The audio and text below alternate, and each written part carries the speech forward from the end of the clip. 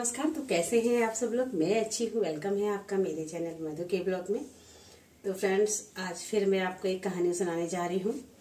और आज मेरा कुछ ब्लॉग डालने का भी मन नहीं था और कुछ कहानी सुनाने का भी मन नहीं था, तो इसी वजह से इतना देर हो गया। अभी हो रहा है शाम का टाइम, मेरी दूध उबल रहा है यहाँ पे। और ये धनिया मैंने काट के रखा है, टाइम लगेगा तो आप लोगों के साथ शेयर जरूर करूंगी। धनिया की बनाती हूँ मैं भुजी। मुझे सर्दियों में धनिया की भुजी बहुत ही अच्छी लगती है। सबसे बड़ी बात यह है कि ये धनिया सर्दियों में बहुत अच्छे से मिल भी जाता है, गर्मी में तो बहुत महंगा मिलता है। चलिए करते हैं आज की जो एक कहानी है, बहुत ही सुंदर, बहुत ही अच्छी। आप लोग कहते होंगे कि मैं हर कहानी को बहुत अच्छी कहती हूँ, क्योंकि कुछ कहानियां जो दिल को छूती है मैं सिर्फ आपको वही सुनाती हूँ, ऐसे ही कोई कहानी नहीं सुनाती हूँ, इसलिए वो एक से बढ़कर एक होती है। तो आज जो मैंने अभी कुछ देर पहले ही पढ़ी है, तो वो कहानी क्या है कि दो भाइयों की कहानी है।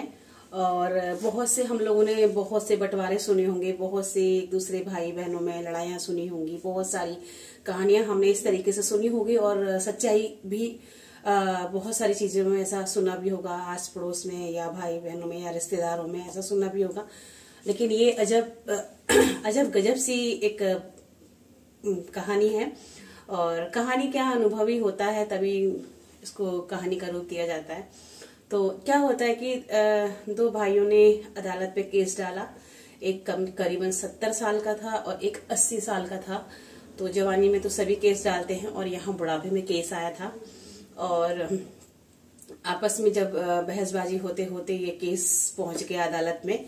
और अदालत में जब ये केस पहुंचा तो सभी जितने लोग वहां पर आसपास बैठे थे तो इस जो केस था इसको सुनकर हैरान हो रहे थे कि ऐसा भी कभी होता है क्या, इतने बुढ़ापे में क्या लोग लड़ते हैं। और लड़ाई भी किस बात की थी आप सुनकर बहुत ज्यादा मतलब इमोशनल होने वाले हो।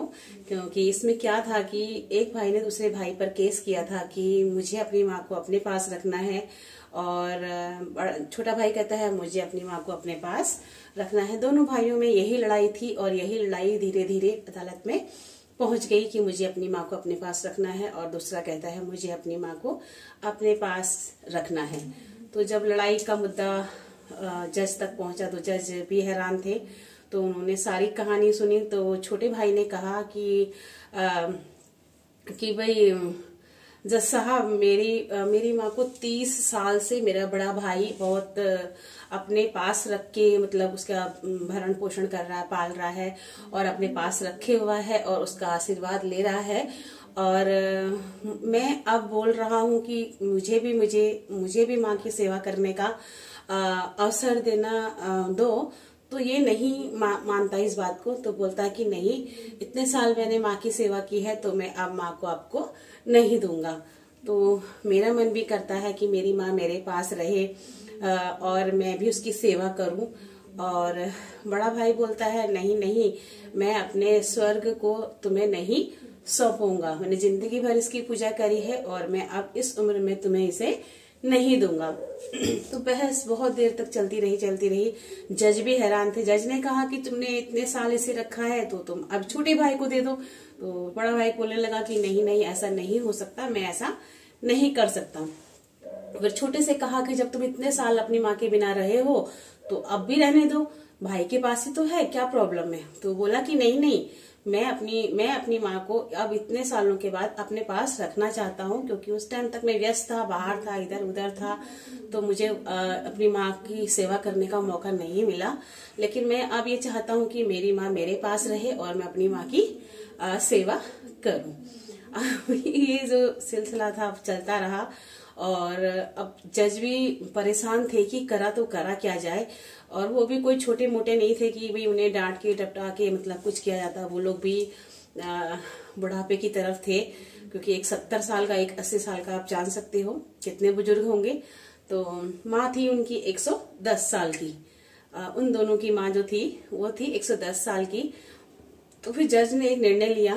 जज ने कहा कि चलो ऐसा करते हैं, बहुत हो गया, चलिए ऐसा करते हैं, माँ से पूछते हैं कि माँ किसके पास रहना चाहती है। जिसके पास माँ रहना चाहेगी उसी को ही माँ की मतलब माँ को सौंप दिया जाएगा।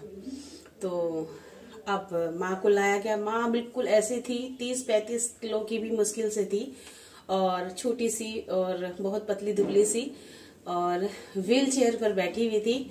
तो उसको लाया गया, और जब लाया गया तो उससे पूछा गया कि आपके 2 बेटे हैं और दोनों ही आपको बहुत ज्यादा प्यार करते हैं, और आज के समय में ऐसा देख पाना बहुत ही मुश्किल है, क्योंकि ऐसा देखने को नहीं मिलता। सबको लड़ते हुए देखा है कि माँ को तू रख ले, माँ को तू रख ले, माँ को 10 दिन तू रख ले, 3 महीने तू रख ले, 6 महीने तू रख ले, तो ऐसा कहते हुए सुना है। लेकिन माँ को अपने पास रखने के लिए लड़ते हुए आज मैंने पहला केस अपने जीवन में देखा है। तो माँ को जब बुलाया गया तो माँ से पूछा गया कि माता जी आप किसके पास रहना पसंद करोगे, किसके पास रहना आपको अच्छा लगेगा। तो माँ ने कहा कि मेरे तो दोनों ही बेटे मेरी आंखों के तारे हैं, और मैं एक का पक्ष लेके दूसरे को दुखी नहीं करना चाहती। जो भी फैसला लेंगे मुझे मंजूर होगा, लेकिन मैं अपने आप से नहीं कहूंगी कि मुझे किसके पास जाना है। तो वही माँ ने भी अपने हाथ खड़े कर दिए, फैसला वहीं का वहीं आके अटक गया। अब क्या किया जाए, जज भी परेशान। तो लास्ट में फिर एक जज ने कहा कि ऐसा कर लो, 6 महीने एक जना रख ले और 6 महीना एक भाई रख ले, ऐसा कर लो।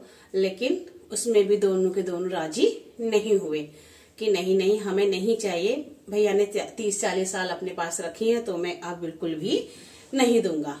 तो जब सारी बात हो गई, बहुत देर तक इस बात में बहस चलती रही, तो जज ने निर्णय लिया लास्ट। उन्होंने बोला कि इसके अलावा कोई भी चारा नहीं है, और इतने साल से माँ तुम्हारे पास थी, बड़े भाई से कहा इतने साल तक माँ तुम्हारे पास थी, अब छोटे भाई को माँ को के पास रहने दो, और यही जज का फैसला है। तो जब फैसला जज ने दिया तो बड़ा भाई बहुत जोर जोर से रोने लगा और कहने लगा कि मैंने जिंदगी भर अपने इस भगवान की पूजा की है, मैंने अपने इस माँ की पूजा की है, और अब तुम मेरी इस अवस्था में मेरी माँ को मुझसे दूर कर रहे हो। मैं क्या कर सकता हूँ, मैं अपनी माँ के बिना जी नहीं सकता। और जो सारा वहां पर जो लोग बैठे हुए थे, सभी की आंखें नम हो गई, सभी की आंखों में से आंसू गिरने लगे कि वाकई में ऐसा प्यार हम लोगों ने अपनी जिंदगी में कभी नहीं देखा, ऐसी लड़ाई, ऐसा मुकदमा हमने अपनी जिंदगी में कभी नहीं सुना। और सौभाग्य भी देखिएगा, और उस माँ के लिए कितनी बड़ी ये एक समय था कि उसके दोनों बेटे उसे इतना प्यार करते थे आज के समय में। और फिर ये कहानी का यही हुआ, और बड़ा बेटा रोता रहा, और छोटे बेटे ने और बड़े बेटे ने फिर यही समझौता किया कि हम दोनों ही माँ के पास रहेंगे, हमारा परिवार जहां भी रहे, जैसे भी रहना चाहे रहे, लेकिन हम अपनी माँ को नहीं छोड़ेंगे। बस वो दोनों ने फिर यही निर्णय लिया, और दोनों की आंखें बहुत नम थी, और क्योंकि कोई भी माँ से दूर रहना नहीं चाहता था। और इस केस को जब जो जज लड़ रहे थे उनकी आंखों में भी आंसू थे, उन्होंने भी कहा कि मैंने अपने जीवन में ऐसा केस नहीं देखा। तो आप लोगों को कैसा लगा ये सुनकर? ये मतलब एक कहानी समझ लो इसे, चाहे एक सच्ची वारदात ये है, तो कैसा लगा आपको? है ना दिल को दहलाने वाली चीज की वाकई में ऐसा भी होता है, क्योंकि हम लोगों ने जगह जगह आज तक यही सुना है कि हाँ माँ ऐसे, माँ ऐसे, माँ ऐसे कहती है, माँ ऐसे कहती है, बड़े को प्यार करती है, छोटे को प्यार करती है, वैसे करती है, माँ ने ये कर दिया, माँ ने वो कर दिया, मतलब माँ ने कर दिया सब कुछ, बच्चों ने कुछ नहीं किया। लेकिन यहाँ पर बात कुछ और थी। तो बहुत सारी चीजें ऐसे जीवन में होती हैं, बहुत से दिल को दहलाने वाली चीज होती है, और सुनकर ना तो जब हम इस चीज को सुनते हैं या पढ़ते हैं तो बस मन यही करता है कि हम भी इस बात का ये क्योंकि एक अच्छा संदेश है और सबके लिए एक बहुत बड़ी सीख है कि जब हमारा एक छोटा सा बच्चा होता है तो हम कितना खुश होते हैं, कितना उसके लिए उत्साह करते हैं, मतलब उसके लिए खूब सारे पार्टियां करते हैं, लड्डू खिलाते हैं लोगों को, बड़े बड़े जिसकी जैसी अपनी वो होती है वो उस हिसाब से अपना मैनेज करता है। लेकिन हम उन माँ बापों को एक समय आने पर भूल जाते हैं।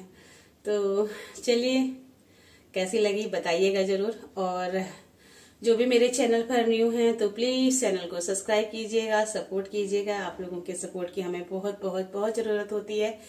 तो आज की कहानी का करती हूँ यहीं पे एंड। और अब करती हूँ घर में जो मेरा अभी मैंने सब्जी वब्जी काटी है, काम मुझे करना ही है। ब्लॉग बना पाऊंगी तो आप लोगों के साथ जरूर शेयर करूंगी कि मैं धनिए की सब्जी किस तरीके से बनाती। सब्जी से मतलब इसकी भुज्जी बना के खाती हूँ। बेटा तो नहीं खाता क्योंकि सुबह मैंने दाल बनाई थी, तो अब ये भुज्जी भी काम आ जाएगी। भुज्जी मैं खाऊंगी तो मेरे लिए बच भी जाएगी, तो काम आ जाएगी क्योंकि इतनी सारी है ये। तो मैंने आज बहुत सारा धनिया साफ किया था, उसके बाद काट के धुल के रख दिया क्योंकि बाद में पानी चला जाता है। और तो चलिएगा इसी के साथ okay, bye bye, good night, take care friends, bye bye. फिर मिलते हैं कल एक अच्छे से नए व्लॉग, कहानी या कोई कथा के साथ। Bye bye friend.